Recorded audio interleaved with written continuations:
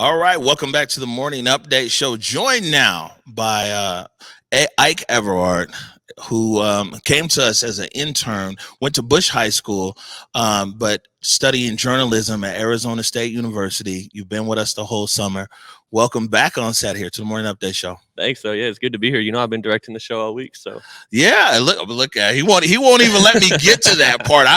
hey, I'm just saying it's fun to be up here on this side. I was here to uplift you organically, but yeah. So Ike Everard as well as Omi, they've been over there directing the morning update show. So imagine that Ike came to us as an intern a few months ago and is responsible for directing the most important thing that we do here at Converge, which is the morning update show. And you've been doing a phenomenal job. Ike's also been writing a lot of stuff, everything else. Actually, what we're going to do, because you put this, you met up with Jamal Crawford and he went over to the crossover to the Pro-Am there. Well, I'll let you set this clip up because you put this short clip together. All right. Well, yeah, I mean, you know, I grew up going to the crossover Pro-Am. It's a 5-minute walk from my house. I grew up on Queen Anne. And when I got the opportunity to go cover it, it was really a dream come true because this is something that it's near and dear to my heart. And I always wanted to meet Jamal. So just that on its own was just such a cool experience. And then to be able to put together a video, tell a story, which is what I love to do, was just incredible. And hopefully y'all enjoy it. All right, here is the big game.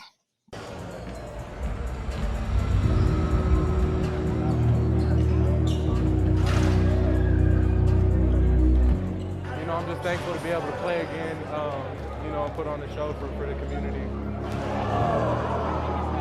It feels like a family reunion, like all the people you see in here have been playing together since we was kids, or we was watching the grown-ups play and now we're able to play with them. So it's just a dope feeling. Well, I think sports unites people. I think sports and music unite people. When you come to an event, you can have different people from all different walks of life, whether it be black, white, Asian, male, female, whatever it might be. Kids, grown-ups, you unite people. You can see somebody out there, NBA player right now, Jalen Noel is playing. There's people that saw him when he was a kid. There's people that saw him at Garfield. There's people that saw him with the Timberwolves. And he's, they're all cheering for him. So he's uniting all those people. I grew up coming here every single weekend in the summer. I mean, even in high school, Maul let me start playing with them for the first time. And I remember being so excited, just getting to come in and be a part of what I've been sitting on the sidelines for the whole time. And I've seen how big it's gotten. I'm very proud of Maul C, man. He just kept making sure guys came through, kept making the J crossover more interesting. He's even in video games now. I just love how big it's got, and you know what I'm saying? Like, Seattle, we got some ballers, so for us to come out of all types of ages and show our skill set, it's amazing. And then this opportunity arose around 2012. And once we made the transition here, that's when it really took off. We had a home base. We've been on video games, we've been on EA Sports. We've been voted one of the top programs in the country. But more than anything, to me, to be honest with you, it's the community and the people that come here that make the program special.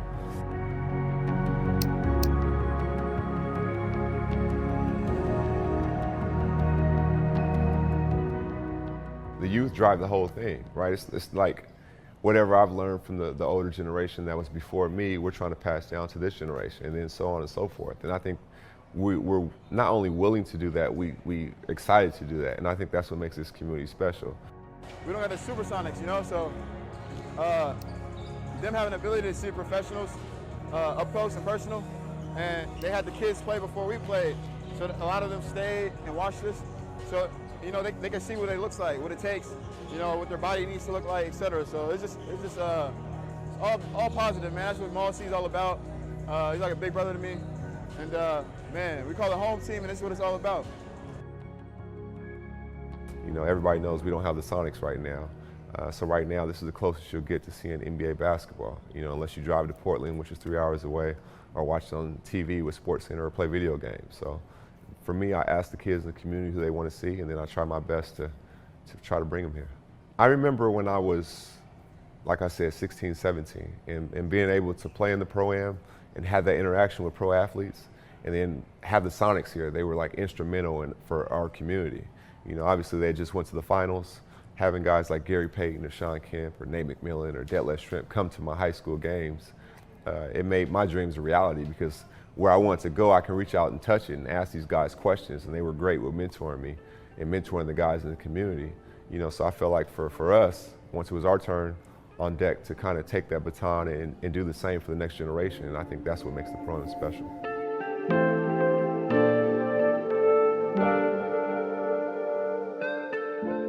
Crawford's a real big leader in our community, and him allowing players like me and other players to, come other basketball players we wouldn't come across on a daily basis, and it helps us get better. You feel me? So I appreciate Jamal for that. Honestly, a lot of them hit me up. You know, they see the pro-am go on social media and it looks exciting. Some of them have never been to Seattle, like Blake Griffin when he came, he had never been to Seattle because the Sonics were gone when he came in the league. But when he came for the pro-am, he was like, okay, I'm gonna come. But then when he came here and actually saw the fan interaction and saw the kids and how excited they were, he was kind of taken aback, like, wow, like these guys haven't seen NBA basketball. And so he wanted to put on an even greater show because he knew this may be the only time this kid could see him play in person. You know, like UW is their NBA team, so I think being able to come out here and have all these pros and stuff like that, it means the world to the city, to the community, and it means the world to me just to be able to come up here and be a part of it.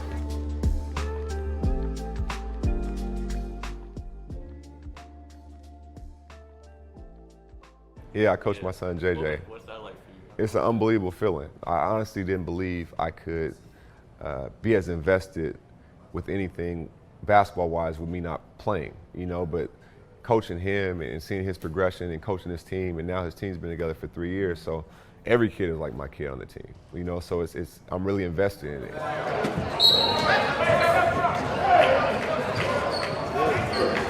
It's exciting to see that they're on the stage. This is the first time where they may have had their name called over a microphone, or to see this many people out here to watch basketball, so it's a really cool thing. That's what we play for, we try to set an example for them and come out here and do it the right way, and try to give kids an outlet to come out here and have fun and express themselves, and I think that's what Jamal does. Love is more powerful than anything, so if you can show love and spread love and keep a positive message, I think that goes a lot further than everything else that's going on.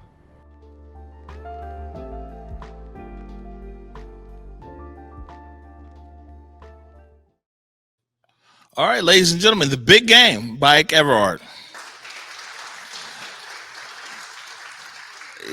So I mean, just a few things. We didn't know. We knew what day you were going to be leaving, but we didn't know months ago when you got here that we'd be in the Paramount and we'd have all this stuff going on and everything else. So unfortunately, we got to keep a lot of it brief because we aired the video there. But I do want to let our audience know a few things before I ask you a few questions. Ike, is that Ike came here with a passion for sports and sports writing. I told him, I was like, man, you just Converge, man. You know what I'm saying? We're going to put you where we need you. And, his first few days here, he was up there press conferences with Mayor Durkin and with Chief Diaz, with Executive Constantine and everything else. But I told him, I said, man, at Converge, we want to be able to create a space where you need to do what we need you to do, but we're going to create a lane for you to thrive in your purpose and your passion.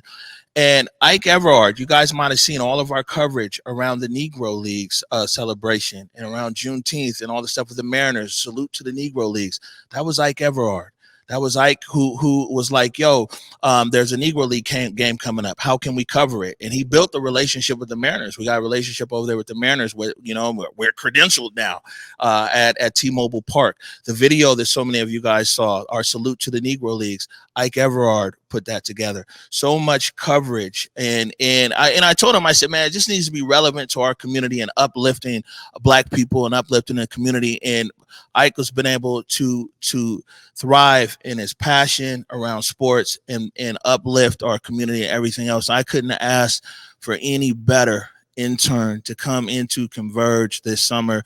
You've made a difference here. You've impacted us. You've made all these newsletters that you guys get, all of these these recaps that you get, all of these after every show, the articles that you guys see online. That's all Ike Everard's work. And, I just wanted to, in front of everybody, tell you, young man, that you've impacted Converge in such an amazing way. And we're going to miss you, man. I'll miss you guys too, man. Trying to make me choke up out here on live TV. That's not, I don't appreciate that, but I do appreciate what you said. But I also want to say real quick on that film, just thank Steve Hickey for his camera work on that interview, and then Curtis Cuddy Delgado for running the audio there. They made it sound dope. So. That's right. You always got to shout your people out. So 2 quick questions for you before we let you go. What did you learn this summer? I learned so much. I mean, I just learned what it feels like to work in a real fast-paced, up-and-coming newsroom environment. Because in journalism school, you know, we don't focus on what it's like to really work in the real world like this and be out in a community and really experience the people and the stories that are present. And so just to be in a situation like this where there's so many moving parts and so much going on, I mean, I see you working 18, 19, and 20-hour days sometimes. It's just inspiring. And I think that taught me just so much just by being around it. Last question. What are you taking away from here back to Arizona? I think the biggest takeaway for me is just that when you treat people with respect, like you always do, and you build these connections, you know, people appreciate that and they support it. And I think that's what it takes in this day and age to tell really quality stories and to get the information that needs to come out into the world. And so my biggest takeaway is just that I was able to spend so much time around you and pick up on those characteristics that make you so good. Thank you, Ike. Ladies and gentlemen, Ike Everard.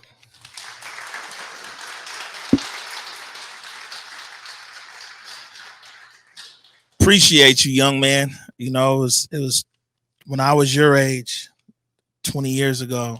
Man, a lot of people gave me an opportunity, and I'll never forget that, and never forget, you know, being able to extend opportunities.